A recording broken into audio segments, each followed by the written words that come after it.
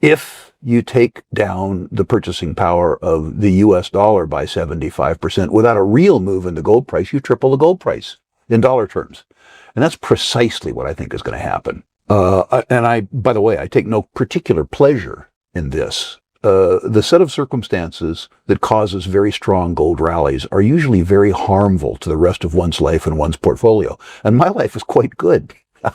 I would prefer that I didn't have to have this kind of concern. But it's very difficult looking at the arithmetic around on and off balance sheet liabilities in the US and not be concerned about the maintenance of purchase power of the dollar. As of 2023, the global market size for precious metals is valued at approximately $250 billion, and it is projected to reach around $370 billion by 2032, with a compound annual growth rate of 4.3%. Several factors drive this robust growth, including increasing demand from emerging markets, heightened investment interests, and technological advancements in industrial applications. Precious metals, particularly gold and silver, have long been valued as safe haven assets, but recent trends indicate a broader scope of applications, which is further fueling market expansion. RickRule is a highly respected natural resource investor and financial expert with decades of experience in precious metals. When asked about the future price of gold, Rick suggests that gold could reach up to $12,000 per ounce within 5 years. He predicts the US dollar could lose 75% of its purchasing power in the next decade. Rick cites the US government's $30 trillion in on-balance sheet liabilities and over $100 trillion in off-balance sheet liabilities, leading to a total debt roughly 26 times its annual revenue.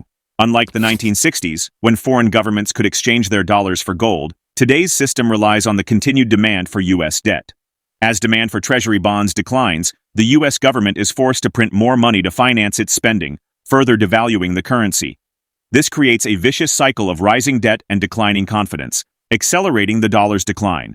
Based on his observation, Rick compares the current scenario to the 1970s when the US dollar also lost 75% of its purchasing power. He suspects the government will address its entitlement liabilities by honoring nominal obligations while inflating away their net present value. Official data reveals that only 3 cents remain of the US dollar's original purchasing power. This decline is not an accident. It is the result of inflation deliberately embedded in the fiat currency system. Unlike sound money, which holds its value over time, fiat currencies are designed to lose value gradually. Now, we present the clips of RickRule's insights from his recent interview. Before we continue to discuss this, please subscribe to our channel and activate the bell icon for timely updates. I mean, sixfold, no. But threefold wouldn't surprise me at all. Here's why.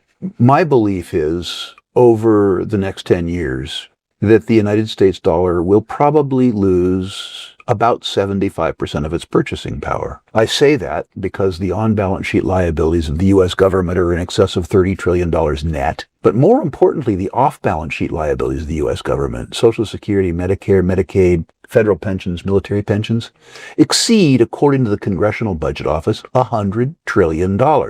So the U.S. federal government is $130 trillion behind the 8 ball. That's before state and local governments. To put that into context, gross revenues for the U.S. government are $5 trillion a year. So the debt is, 26 times gross revenues before any expenditures? We had a circumstance like this before, although not as dramatic, in the decade of the 70s, and the U.S. dollar lost 75% of its purchasing power. My suspicion is that the way that we deal with all of these entitlement liabilities is that we honor the nominal obligations while we inflate away the net present value. If you take down the purchasing power of the US dollar by 75% without a real move in the gold price, you triple the gold price in dollar terms. And that's precisely what I think is going to happen. By the way, I take no particular pleasure in this. The set of circumstances that causes very strong gold rallies are usually very harmful to the rest of one's life and one's portfolio. And my life is quite good. I would prefer that I didn't have to have this kind of concern. But it's very difficult looking at the arithmetic around on and off balance sheet liabilities in the US and not be concerned about the maintenance of purchase power of the dollar. You could see, as long as you're giving me a reasonable period of time, 5 years or so, I think it could easily go to 9 or 10 or 12. I'm not saying it will, but I'm certainly buying it in anticipation of the deterioration of the purchasing power of the US dollar by really substantial magnitude, 75% decline, like we had in the decade of the 1970s. By the way, that number doesn't come from some cranky old libertarian. That number comes from the Office of Management and Budget. It's a government number, not my number. It's important to remember history, and it's important to remember why history occurred. If you put the arithmetic of U.S. government debt and deficits in the context of history, you have reason to be very, very, very nervous. And in that context, understand that $10,000 gold isn't today's $10,000. It's the $10,000 then. But if you had your choice after 5 years of having $10,000 gold or having had $10,000 drawing 4% interest, clearly you would prefer the former to the latter. Regarding the U.S. gold reserves, RickRule calls for a proper audit by a reputable firm like PricewaterhouseCoopers or KPMG. He believes the American people deserve verification of the presence and ownership of gold. Despite the audit's aim to put rumors to rest, it only temporarily eased skepticism. According to CMI Gold and Silver, one of the oldest gold and silver dealers in the United States, conspiracy theorists believe that the gold is either severely depleted or entirely gone, and that some of the gold bars are fake, made of tungsten coated with gold. While discussing China's gold strategy, Rick explains that due to US dollar weaponization and poor Treasury returns, China has no choice but to hold gold. He notes that gold offers a politically neutral store of value and a reliable medium of exchange compared to other currencies. Net purchases of gold by central banks hit 18 tons in January, up from net sales of 3 tons recorded in December, according to data published by the World Gold Council. Emerging market central banks led the accumulation of gold in their reserves, with Uzbekistan, China, and Kazakhstan emerging as the top 3 buyers. Let's get back to the interview. I think it probably ought to be valued at some number closer to market. I don't think it'll matter as a bondholder if they restate the value of the asset, but you don't have a claim on it. Who cares? Can you imagine me as a U.S. bondholder going up to Washington, D.C. and saying, I'd like my gold, please? I mean, they have an army, right?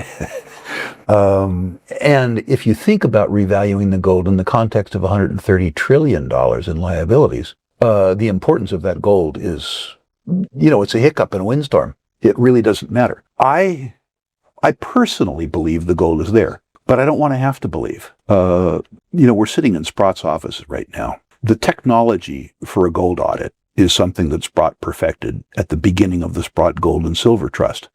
It's real tough. 1 bar, 2 bar, 3 bar, sample a few bars. I think that there should be an audit of that gold. And I think that there ought to be, in effect, a title opinion. Never mind, is it there? Is it hypothecated? Who does it belong to? Are there claims against it? I'm actually, on this one, probably willing to take the U.S. government's word for it. But I think they owe the American people an explanation.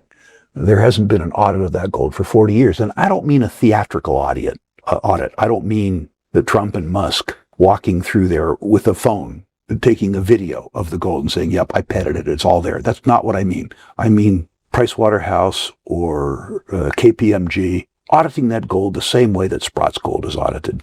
I think if that gold belongs to the American people, that the American people have the right to know, first of all, that the gold is there, and second of all, that it's theirs. That's not asking too much. If you're a central banker, by the way, buying gold is a very hard thing to do, emotionally, because gold calls into question the very premise of central banking. Traditionally, central bankers have preferred to own Treasury securities issued by other central banks because it legitimizes central banking. But things changed, as you suggest. The United States decided to weaponize the dollar through the extraterritorial imposition of U.S. will in the SWIFT banking system, and then, of course, by, irrespective of your belief in U.S. foreign policy, by stealing $300 billion worth of Russian gold. I think that in particular China, given the size of the economy and the importance of exports to the Chinese economy, has no choice but to go to gold. They look at the U.S. government as one that they are in a period of increased conflict with, and they look at the predisposition of the U.S. government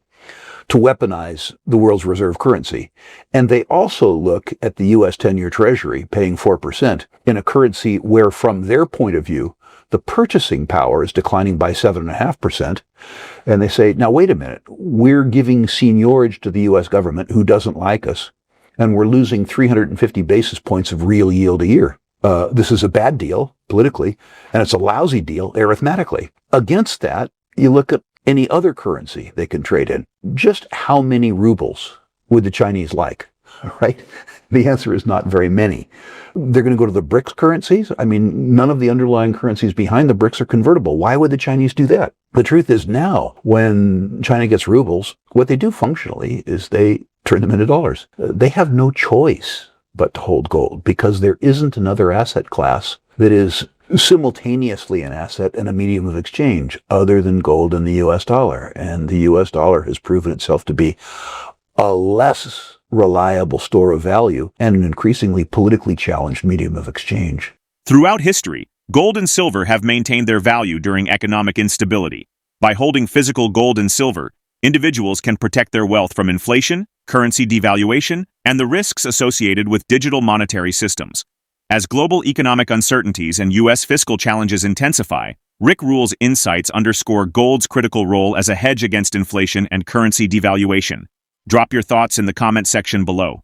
If you find this video informative, don't forget to support our channel and turn on notifications to stay informed about our latest videos. See you in the following video.